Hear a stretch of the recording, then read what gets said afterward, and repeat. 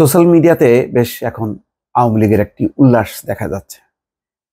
সবাই বাহবা দিচ্ছে আওয়ামী লীগের যারা, তারা যে সত্যি নজরুল ইসলাম জমাদার এবং সাধারণ সম্পাদক শ্যামল খান সুইজারল্যান্ড আওয়ামী লীগের, তাদের নেতৃত্বে একটা বিশাল তারা কাণ্ড করেছে, যে আসিফ নজরুলকে হেনস্থা করেছে, প্রতিবাদ করেছে এবং সেখানে জয় বাংলা জয় বঙ্গবন্ধু স্লোগান দিয়েছে। এবং সেখানে অসহায় ছিল আসিফ নজরুল দেখলাম বলতে বাধ্য হয়েছে যে আমার গায়ে হাত দিচ্ছেন কেন, যেতে দিচ্ছেন না কেন। তার মানে একটা অসহায় আকুতি।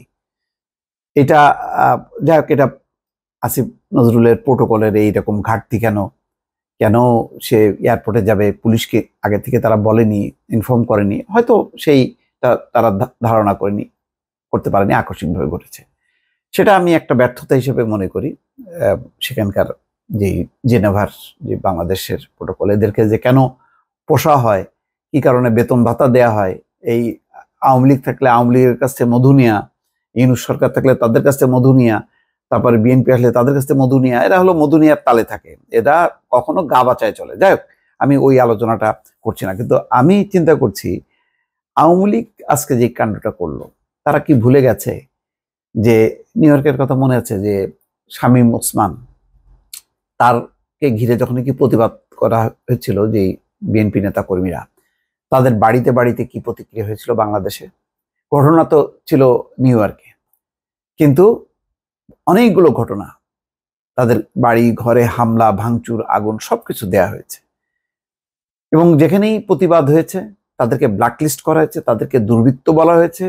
লোকালি যেমন কনক সরোয়ার, আমাদের ডাক্তার কনক সরোয়ার নিউ ইয়র্কে, সে সোশ্যাল মিডিয়াতে তার বক্তব্য রাখতো, নানা বিষয় নিয়ে বক্তব্য রাখতো। সেই কারণে তার বোনকে ডিজিটাল নিরাপত্তা আইনে মামলা দিয়ে কি পরিমাণ হেনস্থা, ভদ্রমহিলা কিছুই জানেন না, তার বোন সে, শুধু এইটুকুই তার অপরাধ। কিন্তু ওই কনক সরোয়ারকে রক্ষা করে তাকে যে পরিমাণ হেনস্থা, এটা মার্কিন স্টেট ডিপার্টমেন্টে পর্যন্ত আলোচনা আছে। অ্যান্থনি ব্লিংকেন কনক সরোয়ারকে ডেকেছিল এবং সহানুভূতি প্রকাশ করেছিল। এরকম অনেকগুলি ঘটনা আছে, আমি আমার সবগুলো এই মুহূর্তে মনে নেই। তো আওয়ামী লীগের নেতাকর্মী, তাদের তো মনে থাকার কথা 15 বছরে বিদেশে যারা প্রতিবাদ করেছে, এমনকি কোনো ক্ষোভ বিক্ষোভ করেনি, শুধু তারা রাজনীতি করেছে। সেই কারণে হয় এয়ারপোর্টে তাদেরকে আটকে দিয়েছে, তাদের বাসা বাড়িতে আত্মীয় স্বজন, মা বাপ কেউ থাকতে পারে, যতগুলো অ্যাক্টিভ ছিল সোশ্যাল মিডিয়াতে, তারা এবং যারা বিএনপির জামাতের নেতা কর্মী, এবং অনেকে বাধ্য হয়েছে যে তারা বিদেশের মাটিতে, যেখানে গণতান্ত্রিক অধিকার আছে, ইউরোপ আমেরিকার মাটিতে, সেখানে তারা এই শুধুমাত্র সরকারের নিপীড়নের ভয়ে তাদের ফ্যামিলিকে রক্ষা করার জন্য তারা প্রতিবাদ মুখর হতে পারেনি। আজকে এই যে নজরুল ইসলাম জমাদার, সাধারণ সম্পাদক শ্যামল খান, একজন কালো চশমা পরা দেখলাম যে খুবই অ্যাক্টিভ, মানে বারবার হেনস্থা করার জন্য এগিয়ে যাচ্ছে এই আসিফ নজরুলের সামনে। আসিফ নজরুল বা ডক্টর ইউনূসের কি করার আছে? এটা তো রাজনৈতিক দল না। তাই যে বিমানবন্দরে সেখানেও দলবল নিয়ে আসবে, তারপরে ওখানে আওয়ামী লীগকে মোকাবেলা করবে, তা তো না। এবং আসিফ নজরুল তো শুধুমাত্র ওই দূতাবাসের যে প্রোটোকল, তাদের বাইরে তো আমি একজনকেও দেখলাম না যে বিএনপি জামাতের নেতা কর্মী নিয়ে সে কি পারতো না? পারতো, কিন্তু সে প্রয়োজন মনে করেনি এবং সে এটাকে মনেও করে না যে সে আওয়ামী লীগ বিএনপি। সে একটা অন্তর্বর্তীকালীন বা তত্ত্বাবধায়ক সরকারের দায়িত্বে আছে।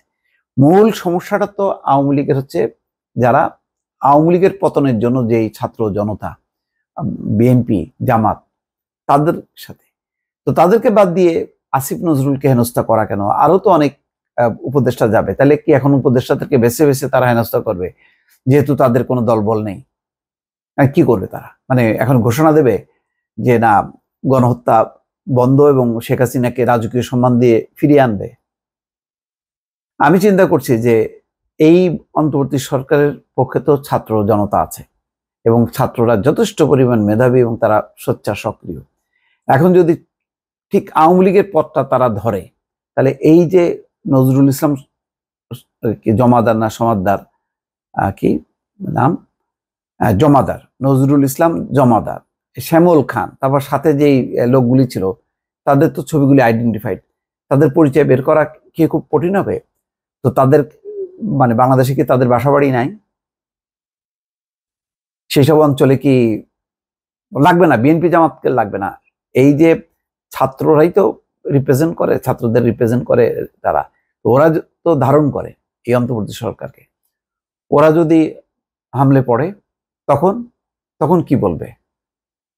অত্যাচার, নির্যাতন তো তোমরা করছো, এখন যদি ঠিক যা যা হয়েছে এখন তাই তাই যদি তারা করে, সুতরাং একটু হিসাব করে চলা উচিত।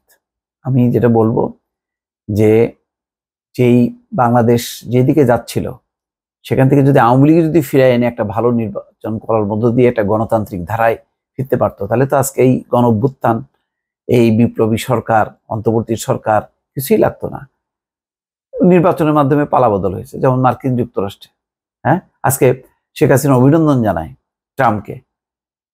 তো সেখানে কি ওই বাইডেন কি বাংলাদেশের মতন পলিসি অবলম্বন করেছিল? সেখানে র্যাব, বিজিবি, নির্বাচন কমিশন তাদের মতন করে করেছিল? বা সেই চিন্তাটা কি তারা মাথার মধ্যে ধারণ করে না?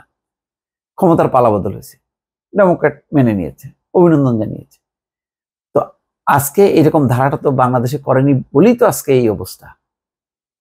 সেটা না বুঝে আজকে আমি হেনস্থা করতেছি। আমার শক্তি আছে আজকে এই উপদেষ্টারা, তাদের যেহেতু কোনো দল নাই, তারা যেখানে বিদেশে যাবেন সেখানে বিদেশের মাটিতে তারা হেনস্থ হবেন আর বলবেন যে আমরা বিশাল একটা মানে বিজয় উল্লাস করছি। আমি দেখলাম যে উল্লাস করছে, আরে বাবা, সাহসী বীর জনতা। তো এখন পাল্টা প্রতিক্রিয়া হলে তখন কি করবেন সেটাই তো আমি চিন্তা করতেছি। সুতরাং সাধু সাবধান, ভালো থাকবেন, আল্লাহ হাফেজ।